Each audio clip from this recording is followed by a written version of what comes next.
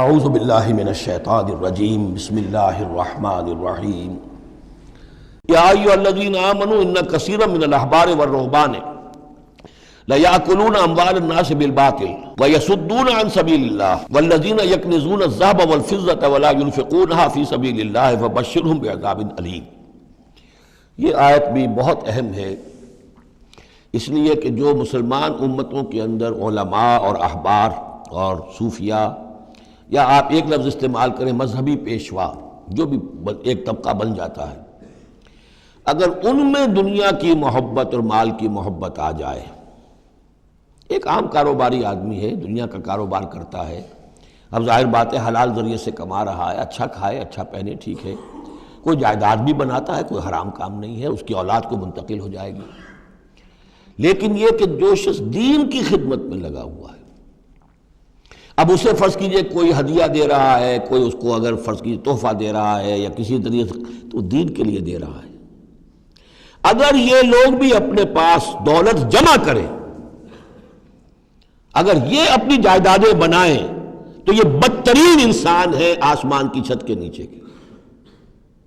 یہ سمجھ لیجیے اچھی بات، عام آدمی کے لیے قانون اور ہوگا۔ اس حدیث کو ذہن میں لے آئیے، حضور نے فرمایا یوشک ان یاتی علی الناس زمان، مجھے اندیشہ ہے لوگوں پر ایک وقت ایسا آ جائے گا۔ کیسا آ جائے گا؟ لا یبقى من الاسلام الا اسمہ، اسلام میں سے اس کے نام کے سوا کچھ نہیں بچے گا۔ ولا یبقى من القرآن الا رسمہ، قرآن میں سے اس کے رسم الخط کے سوا کچھ نہیں بچے گا۔ مساجدہم عامرۃ، ان کی مسجدیں آباد بہت ہوں گی، شاندار ہوں گی، وہی خراب من الہدیٰ، ہدایت سے خالی ہوں گی۔ وعلماؤہم شر الناس تحت ادیم السماء، اور ان کے علماء آسمان کی چھت کے نیچے کے بدترین انسان ہوں گے۔ من عندہم تخرج الفتنۃ وفیہم تعود، انہی میں سے فتنہ برآمد ہوگا، انہی میں گھس جائے گا۔ تو یا ایھا الذین آمنوا، اہل ایمان، ان کثیرا من الاحبار والرہبان، یقیناً بہت سے علماء اور درویش، لیأکلون اموال الناس بالباطل، وہ لوگوں کے مال ہڑپ کرتے ہیں باطل طریقے سے، ویصدون عن سبیل اللہ، اور وہ روکتے ہیں لوگوں کو اللہ کے راستے سے، والذین، اور کوئی نئی دعوت اٹھی ہے، کوئی اللہ کا بندہ جو ہے لوگوں کو دین کی طرف بلا رہا ہے، یہ اپنی مسندیں جب خطرے میں دیکھتے ہیں تو نہیں چاہیں گے کہ ہمارے عقیدت مند جو ہے وہ کسی بھی ایسی دعوت کی طرف رخ کریں اور متوجہ ہو جائیں۔ ان کی جائیدادیں بن رہی ہیں، بڑے بڑے ایسٹس بنا رہے ہیں، جب مرتے ہیں تو چھوڑ کر جائیدادیں جاتے ہیں، ان کی اولادوں کے پھر آپس میں مقدمے ہوتے ہیں، جھگڑے ہوتے ہیں۔ فرمایا والذین یکنزون الذہب والفضة، اور وہ لوگ کہ جو دفینے بناتے ہیں، جمع کرتے ہیں اپنے پاس سونا اور چاندی،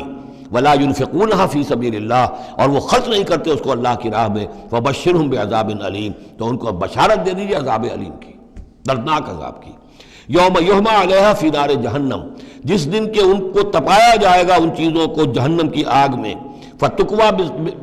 بہا جباہہم، اور اسی سونے اور چاندی کو تپا تپا کر اس سے پھر داغے جائیں گے ان کے ماتھے بھی، وجنوبہم، اور ان کے پہلو بھی، وظہورہم، اور ان کی پیٹھیں بھی، ھذا ما کنزتم لانفسکم، یہ ہے جو تم نے کنز کیا تھا اپنے لیے، جو دولت جمع کی تھی، جو خزانے بنائے تھے، فذوقوا ما کنتم تکنزون، تو اب مزہ چکھو اس کا جو تم نے کنز بنایا تھا۔